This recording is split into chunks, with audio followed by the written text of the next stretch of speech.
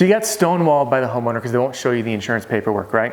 And then all of a sudden you're faced with this battle. Do I try to overcome it? Do I hit him head on? Do I walk away? Do I prepare an estimate? All these questions are totally normal. And in this video, I'm going to be teaching you how to overcome the issue when a homeowner won't show you the insurance paperwork. My name's Adam, the roof strategist, and I help salespeople and sales teams just like you reach peak performance, have fun doing it, and smash their income goals. Now let's jump right in to how you can overcome the issue of a homeowner not showing you the insurance paperwork. First, let's talk about rule number one and lay some groundwork. This is the number one most common mistake, and it's very easily avoidable, that even seasoned salespeople make. And here's how it goes. Homeowner says like this, right? Because you know that they're just trying to play their cards close to their chest, like poker. So they're like, I don't want to show you the insurance paperwork, give me your best number.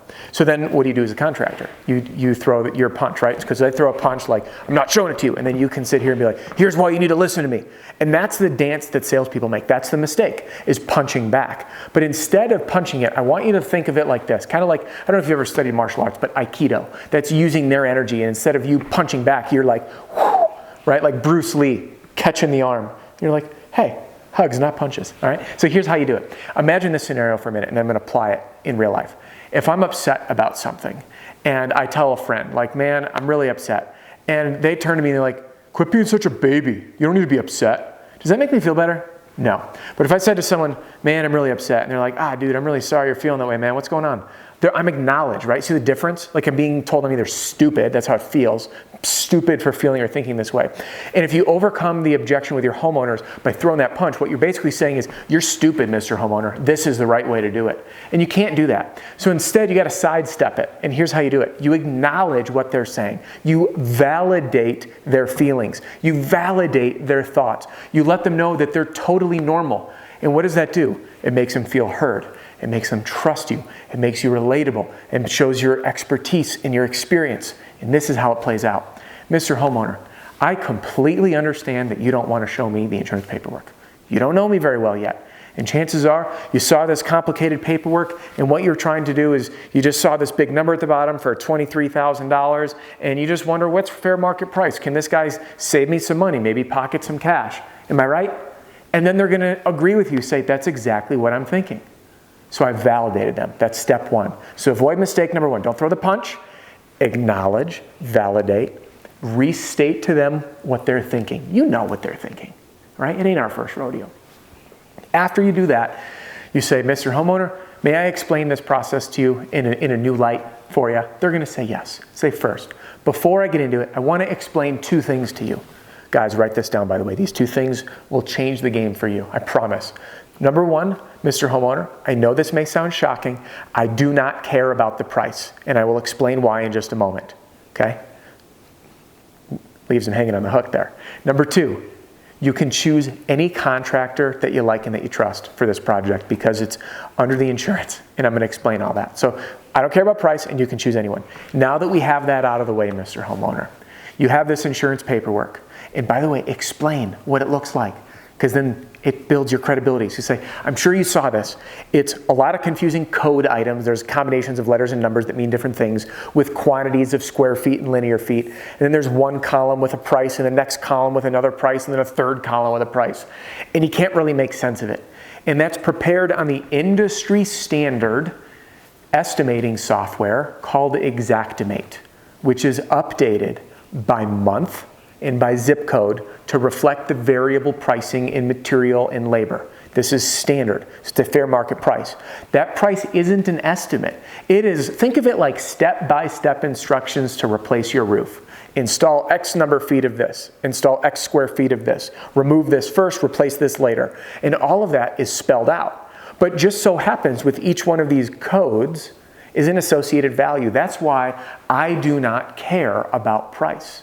My job is to make you, the homeowner, completely whole again. So I want to be held accountable for complete transparency. So you know, if I'm going to do your roof, I am going to work off of the insurance assessment, not the price, following each one of these line items so you know exactly what's being done.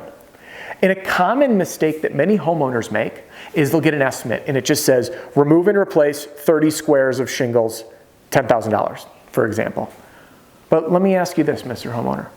Do you happen to know any friends or family members who might have had a construction project, maybe a kitchen remodel, bath remodel, or an outdoor deck, and then what happened? It went over budget because there were financial surprises. There's no accountability on this. It just says remove, replace roof.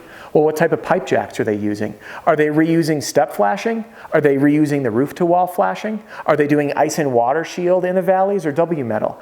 And you start asking the homeowner these questions and they go, I don't know, and say, I know you don't know because there's no accountability on one of these estimates. So my job, Mr. Homeowner, is to make sure that the insurance company, which doesn't mean it's in like ill will, it doesn't mean like it's evil, but they're out here once. I'm out here now, I'll be out here for the installation, and I'll be out here when it's done. I'm gonna do a thorough assessment of this property and document everything. I have the ability with our office to submit documentation in the industry standard and industry acceptable platform to say, this was missed, so it's black and white. I just submit it with the photos. Here's the code items and the amount of linear feet or square feet. And then I make sure that it is documented.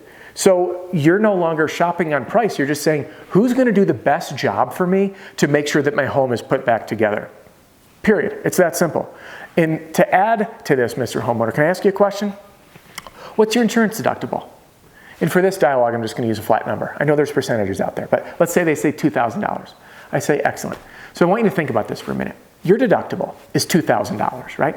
Which means whether the claim is $2,001 or $100,000, your only contribution, which is the contractual agreement between you and the insurance company, is $2,000, period. That's it. Working with me, I will protect you from any financial surprises by documenting anything that might be covered. And again, explain the, unless there's rotted decking or upgrades, anything that's outside that could happen, let them know what might be there.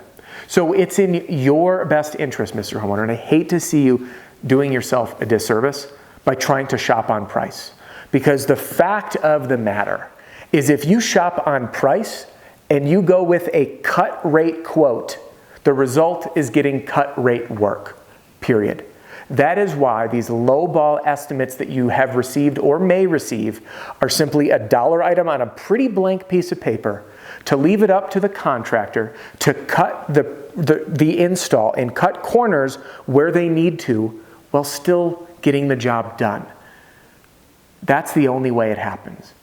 And here's the game changer, guys, is what you say. And Mr. Homeowner, if you're looking for a cut rate project at cut rate prices, I simply am not willing to cut corners and sacrifice the quality of our work, and I'm not your contractor.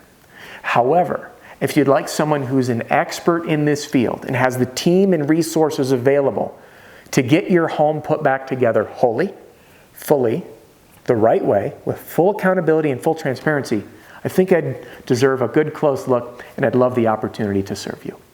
Now, how would you feel about walking around your home together and reviewing this insurance paperwork to see if there might be anything missing?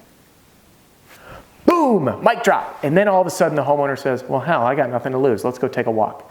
And there you've gained permission. You can walk through everything. You can highlight anything that may be missing.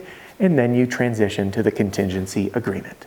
And by following these steps, next time that you face that with a homeowner, remember this in sequence. Let's do a quick summary to tie it all together. First, don't jab back with your amazing objection handling skills. Acknowledge and validate where they're coming from. Mr. Homeowner, totally understand. Here's what you're probably thinking, right? This is going to happen, this is going to happen. Totally normal. May I explain the process? Okay? Then, second, you're going to tell them the two things. One, you don't care about price, and they can choose anyone for the project.